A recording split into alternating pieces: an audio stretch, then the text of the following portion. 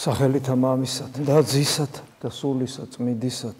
ჩვენ როცა გრიგოლ ხანძთელის ამ დიდი წმინდანის პიროვნების გარშემო საუბრობდით და ეკლესიის სწავლების შუქზე ვცდილობთ დავინახოთ თუ ვინ იყო ის, როგორც და როგორი იყო ის, როგორც მღვდელი და როგორც მოძღვარი და როგორც მლოცველი და როგორც ერთხელ უწოდათ ჩვენიანი, ანუ ეკლესიის ორგანული ნაწილი და უდიდესი მაგალითი, რომლის მოღვაწეობა მას დიდი საქართველო დაგვიტოვა. სწორედ ამ კონტექსტში ვსაუბრობდით, რომ მღვდლის უმთავრესი საქმე არის ევქარისტიული მსახურების აღსრულება, ანუ მსხვერპლს შეწირვა. ეს არის მღვდლის საქმე ზოგადად, ეს არის მსხვერპლს შეწირვა, საიდან ვასკვნით ამაზე? ეს არის გამოცხადებით მიღებული ცოდნა, თუ რას ნიშნავს იყო მღვდელი და ახალი აღთქმის მღვდელის მსხვერპლს შეწირვა რას ნიშნავს, რომ ეს არის მისტიკური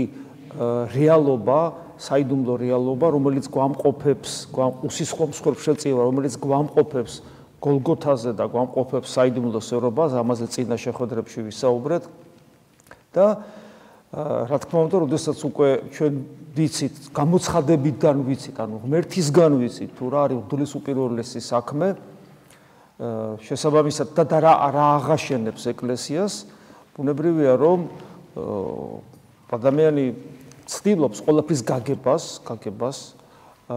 რაციონალურად. რატომ ცდილობს ადამიანი ყველაფრის რაციონალურად გაგებას? რაციონალური გაგება ნებისმიერი საკრალურის და მისტიკურის თვით ტრანსცენდენტულისაც კი ადამიანს იმიტომ სურს, რომ როგორც კი ადამიანი რაციონალურად ჩაწვდება რაღაცა მოვლენას, ის მისთვის ხელშესახები ხდება. იმიტომ რომ ლოგიკური აპარატი მისტიკური კატეგორიებით არ მუშაობს. ეს არის ჩვენთვის გასაგებენაზე აღქმული რეალობა, ჩვენთვის გასაგებენაზე გადმოგვცემს რეალობას, რომელიც ობიექტური სინამდვილეა და რომელიც ესე მარტივად არ გაიგება, მაგრამ თუ ჩვენი რაციონალური აპარატი ამას მიხვდა, ეს ჩვენთვის ძალიან კარგია და ჩვენ ვცდილობთ ამის გაგებას სულს და ყოველთვის. და რა თქმა უნდა, თუ ამას ზღვარი არ დაუდო ადამიანმა, საკუთარი სიმართლის და საკუთარი აზროვნების, სააზროვნო აპარატის ტყვეთ იქცევა. არადა ეს მხოლოდ ინსტრუმენტია. ის არ არის ჭეშმარიტების ობიექტურად შემეცნებელი და დამადასტურებელი. ის არის ინსტრუმენტი, რომელიც გვეხმარება, რომ ისაც მისტიკურად განვიცადეთ საიდუმლოებრივად, რომელსაც რწმენა გვაწვდის, ანუ ცოდნა, რომელიც რწმენის მიერ გვეძლევა, ის რომ განგვიმარტოს, გასაგები გახდეს ჩვენთვის, ჩვენი რაციონალური მსჯელობის შედეგად ის გასაგები ხდება ჩვენთვის და ჩვენ შეგვიძლია ის გადმოვცეთ. იმიტომ ჩვენ რომ საუბრობთ, ეს ხო განივთებაა იმ შინაგანი სამყაროს, რომელსაც ჩვენ გზნობთ. ჩვენ საუბრობთ, ჩვენ განვარტავთ, ჩვენ უხსნით ადამიანებს და სხვა ადამიანები ამას იგებენ, ჩვენ გამოცდილებას გადავცემთ. ღმერთი მოვიდა და გვითხრა და განგვაცდეინა და ეს ერთად არის უკვე განცდა და თქმა, ეს ორივე ერთად არის, შინაგანად განვისით, გარეგანად გვესმის და ეს არის ძალიან მნიშვნელოვანი იმისათვის, რომ ჩვენვე გავიგო და სხვას განვმარტოთ. ხო და იგივე ევქარისტიულ საიდუმლოებაზე ვფიქრობთ, რა არის ეს? რა არის ეს? პური და ღვინო გარდასახული ხორცა და სისხლით. რას ნიშნავს ეს? როგორ არის ეს საიდუმლო სერობა? როგორ არის ეს გოლგოთა? საერთოდ რა რეალობასთან ამას საქმე?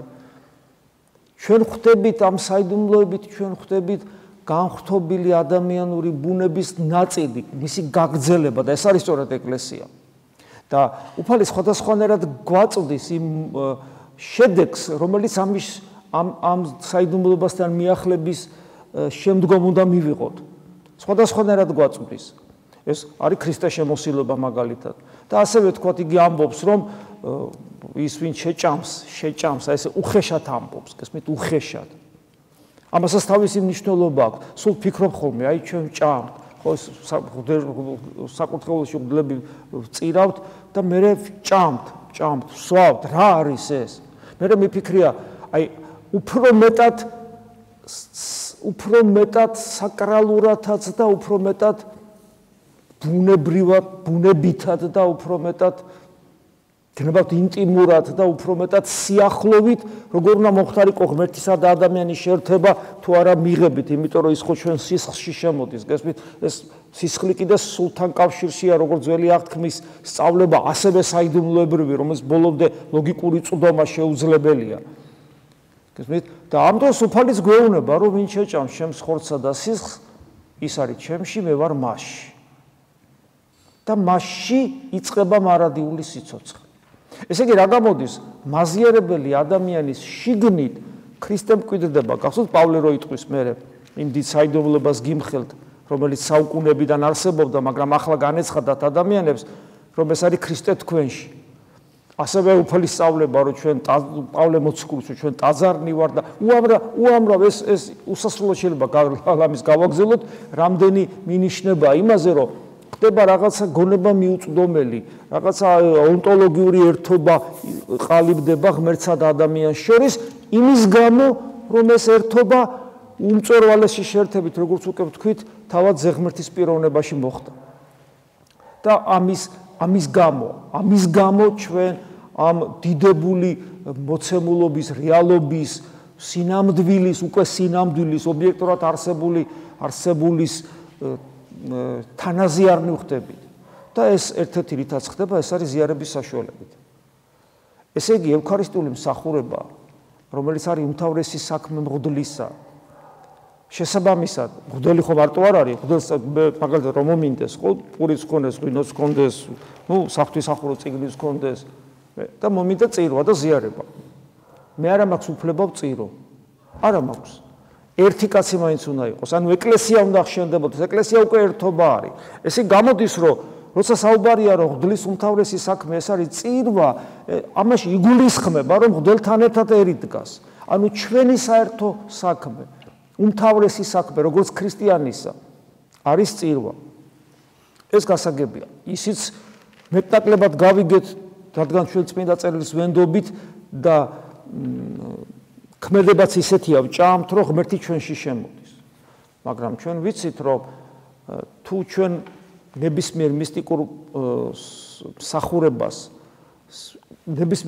მსახურებას ჩვენ შეგვიძლია საიდუმლოებას კი ვერ გამოაცლი, როგორ გამოაცლი ეკლესიის წიაღში ევქარისტიას ყოველთვის ეს ღმერთთან კავშირია ყოველთვის, ეს ობიექტური სინამდვილეა, მაგრამ ჩვენ შეიძლება გული დაუხუროთ ღმერთს და ვერაფერიც ვერ მივიღო და ამის გამოცდილება ჩვენ ხო გვაქვს. თუმცა ეზიარება ადამიანი და მე იმედი მაქვს, რომ ეს გამოცდილება ჩვენში იყო ეპიზოდური, წარსულს ჩაბარდა, როცა ადამიანი ეზიარება და პიროვნულად არათუ რამე არ იცვლება მასში, არამედ უარესი ხდება და ბოლოს ეკლესიიდან მიდის. იმედი რომ თქვენ ეს არ გეხებათ ყოველ შემთხვევაში, რომ თქვენ აქ ხართ, დიდება უფალს ამისათვის. მაგრამ მეორე მხრივ ეს ნიშნავს იმას, რომ რადგან ვიღაცები ეზიარებენ და მიდიან და იუდა ეზიარა და იმ წამს ეშმაკი შევიდა, ხო, აი ქრისტეს სიტყვების და სწავლების მთელი გამოცხადებითი ჭეშმარიტების საწინააღმდეგოდ იუდა რო ეზიარა თან ქრისტეს ხელით, თეოდორეს ხელით კი არა, ქრისტეს ხელით. ანუ მასში ეშმაკი შევიდა. რა არის ეს? ესე იგი ეს ნიშნავს, რომ კიდევ რაღაცა არის საჭირო იმისათვის, რომ ეს დიდებული რამ რაც ხდება, როცა ქრისტეს ხორცს და სისხლს ვიღებ, რომ ესე იგი ჩვენში ღმერთი დამკვიდრდეს, კიდევ რაღაცა არის საჭირო. და რა თქმა უნდა, ეს არის ის, რასაც ჩვენ შინაგან ცხოვრებას უწოდებთ, ეს არის შინაგანი ცხოვრება, ეს არის მემყუდროებითი ცხოვრება, როცა ადამიანი რაც ნიშნავს მემყუდროებითი ცხოვრება, როცა ადამიანი გარეგნულ ქაოსს, შფოთს განეშორება და პოულობს მყუდრო ნავსაყუდელს. ერთადერთი მყუდრო ნავსაყუდელი ადამიანისთვის ამ სამყაროში, რომლის თავადიც არის სატანა, არის ადამიანისვე შინაგანი მისტიკური სიღრმე, ანუ რასაც ჩვენ გულს ვუწოდებთ. ანუ ჩვენ უნდა ვისწავლოთ, შიგნით შევტრიალდეთ, შიგნით შევბრუნდეთ და იქ პოულობთ მყუდრო ნავსაყუდელს. მაგრამ მყუდრო ნავსაყუდელი მხოლოდ იმ შემთხვევაშია მყუდრო თუ ის ღვთის ნების მყუდრო ნავსაყუდელია. თუ ჩემს შიგნით არის ღმერთის ნებასთან წინააღმდეგობა, ჩემი შინაგანი მისტიკური სიღრმე მყუდრო ნავსაყუდელი ვერ იქნება. მხოლოდ იმ შემთხვევაშია ჩემი შინაგანი სამყარო მყუდრო ნავსაყუდელი თუ ის ღვთის ნებასთან თანაზიარია. გესმით? აი ეს ძალიან მნიშვნელოვანია, რომ გვახსოვდეს და შიდა ცხოვრება მემყუდროებითობა, ანუ ბერძნულად ისიქაზმი, რასაც ქვია, ჩვენ ამაზე ძალიან ბევრი გვისაუბრია, ისიქასტური განწყობების, ისიქასტური ხედვის და პრაქტიკის გარეშე, როგორც წესი, ზიარების საიდუმლოებრივი განცდა ადამიანის მიერ ან არ ხდება, ან ძალიან ზედაპირულია ეს, რომელიც ადამიანს საბოლოო ჯამში ეკლესიაში ვერ აკავებს. ესე იგი, თქვენ რომ მოდიხართ და ეზიარებით, ეს ერთი მხარეა, ძალიან კარგია, მაგრამ ამის პარალელურად თქვენ უნდა ცდილობდეთ შინაგან ცხოვრებას. და რა თქმა უნდა, ჩვენ ახლა ამას სწორედ იმ კონტექსტში ვსაუბრობთ, რომ გრიგოლ ხანძთელი არის აი მის მაგალითის თუ როგორი უნდა იყოს სასულიერო პირი ზოგადად და რა თქმა უნდა ასევე ზოგადად როგორ უნდა იყოს ქრისტიანი. რაც შეეხება შინაგან ცხოვრებას წმინდა წერილში ამის მაგალითები რამდენიმე მაგალითი. ხოლოშე რაჟამს ილოცვიდე ეს მათეს სახარებაში ქრისტეს სიტყვებია შევეთ საუნჯესა შენსა გესმით ხო ეს ოთახი არ არის. ეს არის სწორედ ის შინაგანი მყუდრო ადგილი, რომელსაც ადამიანის მისტიკური სიღრმე ქვია, რომელიც ადამიანი რომ არის, იმიტომ აქვს და ცხოველს ეს არ აქვს. და ადამიანი ამით განსხვავდება. თავარი განმასხვავებელი ადამიანსა და ცხოველს შორის ეს მისტიკური სიღრმე და უფლის სიტყვები, ეს სიტყვები თქვენ ყველამ კარგად იცით. შევეთ საუნჯესა შენსა დახა შკარი. ეს კარების დაკეტვა რას ნიშნავს? რომ ამას სოფლის სული არ შეუშვა, ანუ ღვთის ნება იყოს შიგნით და არა ის, რასაც დემონური და დემონურ ნებასთან თანაზიარი შენი უკეთური ნება არ იყოს. დახა შკარი და ილოცე მამისა შენისა მიმართ ფარულად. ფარულად ნიშნავს, რომ ეს თვალისათვის უხილავია. ანუ ადამიანი ლოცულობს თუ არ ლოცულობს, ის თვალით არ აჩვენს. ადამიანი შეიძლება ხელგაშლილი იდგეს და ლოცვის სიტყვებს ამბობდეს, თვით მოდელიც კი საკურთხეველში, აი მე შეიძლება ეს კარგად ვამბობდე რაღაც სიტყვებს, მაგრამ ეს არ იყოს ლოცვა. და ამ დროს შეიძლება სადღაც შენ ვიღაცა მყუდროდ თავისთვის სადღაც იჯდეს, თქვა ვიღაცა აი თქვა ამ დროს წირვაზე და ის ლოცულობდეს. გესმით? ეს არ ჩანს თვალით, ეს არის ფარული. რატომ?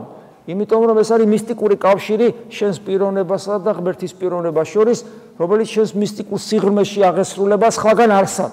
სხვაგან შეუძლებელი კავშირი შედგეს, ამიტომ ეს ფარულია. და მამაი შენი რომელი ხედავს დაფარულთა, მოგაგოს შენ ცხადად. და ცხადად მოგება ერთ-ერთი სიცხადის ერთ-ერთი გამოვლინება არის ის, რასაც სიმონ ახალი ღვთისმეტყველი ხშირად გეუბნებოდით ამის შესახებ, ეხლაც გაგახსენებთ, ეს არის ღმერთის განცდა საკუთარ თავში. ღმერთის ყოფიერების განცდა როგორც ობიექტურად არსებული სინამდვილის საკუთარ თავში და ეს იმდენად მნიშვნელოვანია, რომ ამის გარეშე თუ არის ადამიანი, სიმონ ახალი ღვთისმეტყველი მას ქრისტიანსაც არ უწოდებს. ასევე სხვა ადგილი და გვაქვს ჩვენ უმტკიცესი საწინა, ეს არის პეტრე მოციქულის მეორე ეპისტოლე, პეტრეს სიტყვებია, გვაქვს ჩვენს უმტკიცესი საწინასწარმეტყველო სიტყვა, ანუ ღმერთისგან მოსული სიტყვა გვაქვს, რომელიც არის უმტკიცესი, რომელსაც წყალი არ გაუვა, რომელიც აბსოლუტური ჭეშმარიტება ამას ნიშნავს, უმტკიცესი სიტყვა, რომელიც კეთილად ყოთ, რომელიც თქვენ უნდა აღასრულოთ. კეთილად ყოთ, ანუ კარგად უნდა აღასრულოთ. ეს თქვენი გასაკეთებელია. ეგზალენით თუ ვითარ და აი ამ რასაც ახლა გვეუბნება, იმას უნდა გაუფრთხილდეთ, რომ ეგზალენით ვითარცა სანთელსა მთებარესა, ადგილსაშინა წყვიათსა, წყდიათსა, ანუ თქვენში არის სიბნელე და ის რასაც მე თქვენ გეუბნებით არის როგორც თქვენში ანთებული სანთელი, ვიდრე მდის დღე განათლდეს და მთიები ცისკრის ვარსკვლავი, რომელიც განმარტებით ამ შემთხვევაში არის ამომავალი მზე, ვიდრე მთიები აღმოფწყინდეს გულთა შინათ თქვენთან. და მე რა თქმა უნდა იქ ამ კონტექსში ამ მეორე ეპისტოლეს პეტრე მოციქულის მეორე ეპისტოლეს კონტექსში ხვდები რაშია საქმე. აქ არის ქრისტეს ღმერთობის წმენა, რომელიც შენში მზესავით უნდა გამოფწყინდეს და ეს არ არის მეტაფორა, აი ამაშია საქმე. ნახეთ, ძალიან ხშირად, როდესაც წმინდა წერილს ვკითხულობენ ასეთ ადგილებს, ან ესე გაატარებენ ყურადღების მიღმა და მეტაფორად, ლამაზ მეტაფორად აღიქვავენ. ხო, ამისადან მეტაფორები ბევრი შეიძლება მოეჩვენოს, ხო, მაგრამ ნახეთ, მეტაფორა იქნებოდა, რომ არა ერთი მაგრამ. ფერის სვალებისას, თაბორის მთაზე, უფალი გამოფწყინდა შინაგანად. თავის ადამიანურ ბუნებიდან გამოანათა, გამოაბწყინვა და ეს მოციქულებმა დაინახეს კი არა, დღეს ჩავარდა. პავლე მოციქულმა ქრისტე როგორ იხილა, უბწყინვალეს ნათელში. და მე ეკლესიის ისტორიაში რო გადავხედავ. ანუ ეს არ არის მეტაფორა, როცა საუბარია ნათელზე. ანუ ღმერთი იხილება როგორც ნათელი, ოღონდ ეს ნათელი არ არის ფიზიკური ნათელი, მაგრამ საოცრება არის ის, რომ ეს ნათელი, რომელიც არ არის ფიზიკური, არის ღმერთი თავის ენერგიებში და რადგან არ არის ფიზიკური, მას ცხოველი ვერ დაინახავს, აზრს გითხარით, გახსოვს, თაბორის თაზე რო ყოფილიყო კიდე რაღაცა ცხოველი, თქო ცხვარი, მოციქულებთან ერთად, ცხვარი ვერაფერს ვერ დაინახავდა. აბსოლუტურად ვერ, ჩვეულებრივი იქნებოდა მისთვის ყველაფერი. მოციქულება დაინახეს. ყველა ადამიანიც ვერ დაინახავს, ხოლო ის ადამიანი დაინახავს, ვინც მზად არის ამისათვის, გესმით? და ამიტომ, მაგრამ მეორე მხრივ, ეს არის მოცემულობა, ეს არის რეალობა, ამიტომ ეს ნათელი, რომელიც ჩვენში უნდა გამოწყვილდეს, არ არის მეტაფორა, ეს ნამდვილია, ნამდვილი. ჩვენში ეს უნდა მოხდეს, ეს უნდა რეალიზდეს, ეს არის ცხონება, ეს არის მარადიული სიცოცხლე. ასევე იოანეს სახარებიდან მე-14 თავია ეს, ნახეთ რა საოცარი სიტყვებია და რაიცა ითხოვოთ სახელითა ჩემითა იგი ვყო, ჩვენ ხო ვედრებით სულფალს და რასაც ითხოვთ, მე იმას აღვასრულებ. რა უფალი გვეუბნება ჩვენ, რათა იდიდოს მამაი ძისა თანა. ესე იგი, ღვთის რათა ღმერთი იდიდოს იმით, რასაც მე თქვენ გაგიკეთებთ. და უკეთ რავდენი ითხოვოთ სახელითა ჩემითა მე ვყო. ხო ხტებით აქ მინიშნება სახელითა ჩემითა, ორჯერ იმეორებს, მრავალგზის იმეორებს. ეს პრაქტიკაში ვლინდება, რეალიზდება იესოს ლოცვაში.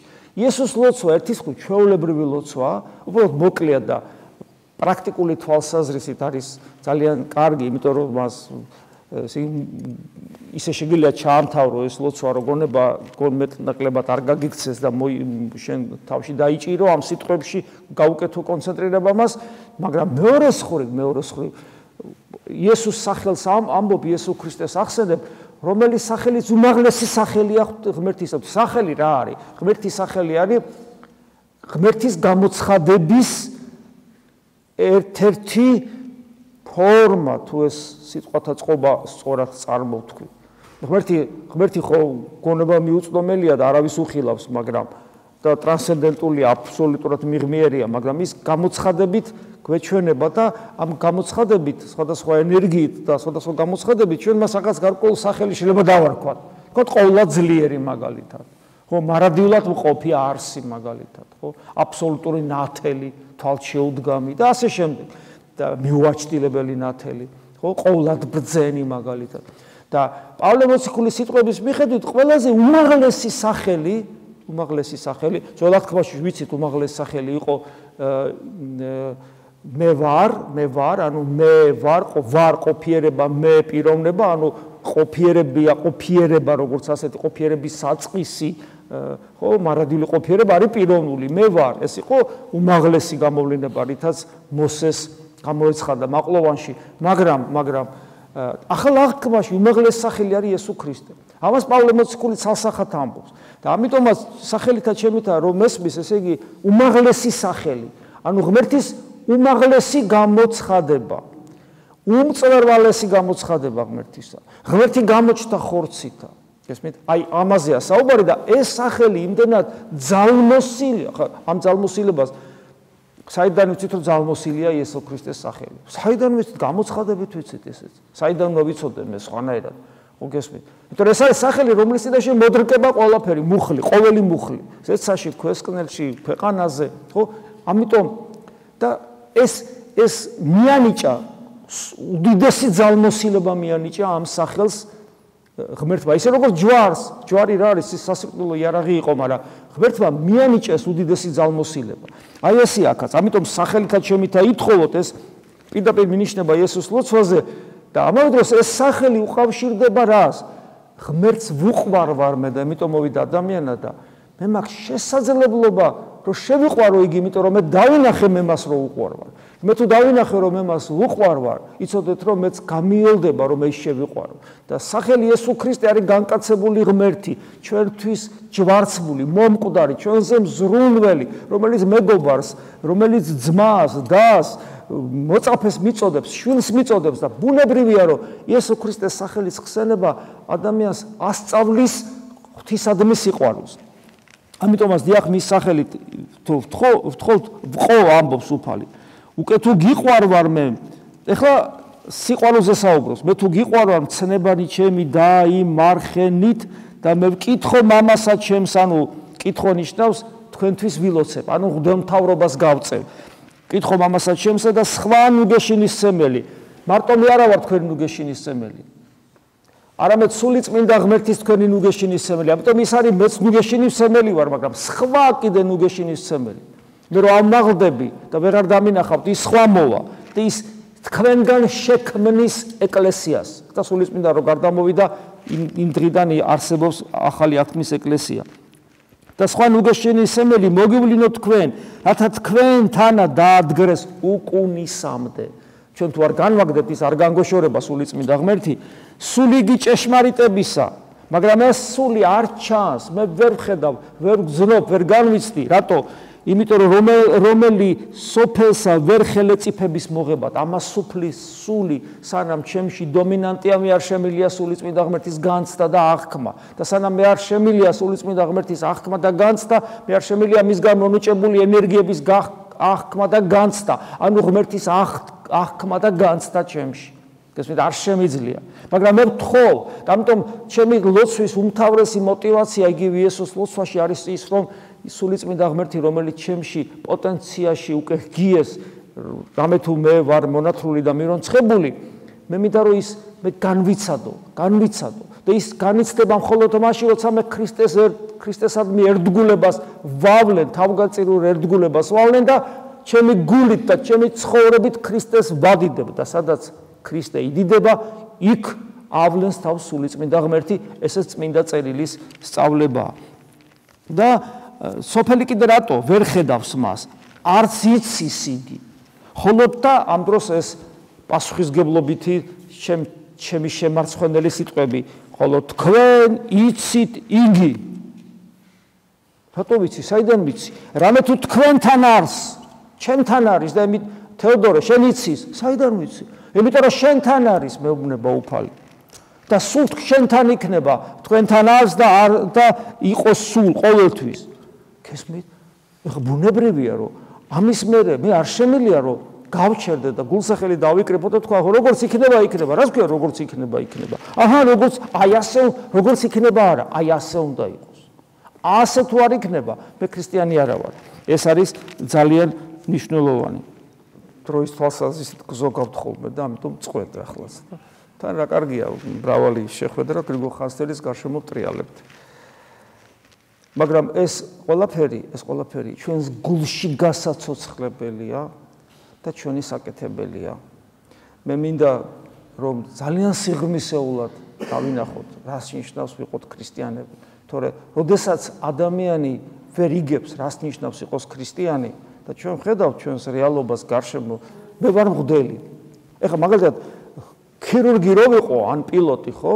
და ჩემი თავის რეალიზება დავიწყო რაღაც სხვა პროფესიაში, ხო და თან ჩემულობდე რომ არა მე პილოტი ვარ, არა მე ქირურგი ვარ, მაგრამ ჩემი თავის რეალიზებას როგორც პილოტი ვახდენდე ჭადრაკში მაგალითად. ან როგორც ქირურგი ჩემი თავის რეალიზებას ვახდენდე თქვა ფორტეპიანოზე. ხო მეტყვი რომ როგორ ხარ შენ ქირურგი და პილოტი, როცა ან ჭადრაკს თამაშობ, ან თქვა რაღაცა ესე იგი პიანოზე უკრავ.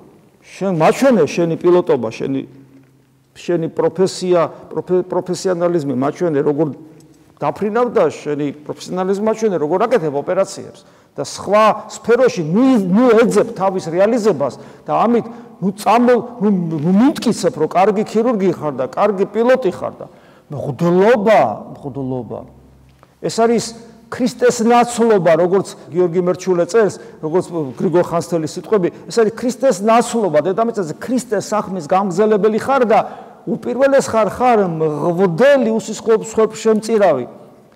შენი თავად განცდელი ქრისტესი საკუთარ თავში და სხვებისათვის გზის მაჩვენებელი, ჩვენს უკან არის გოლგოთა, ჩვენს უკან არის საიდუმლო სერობა.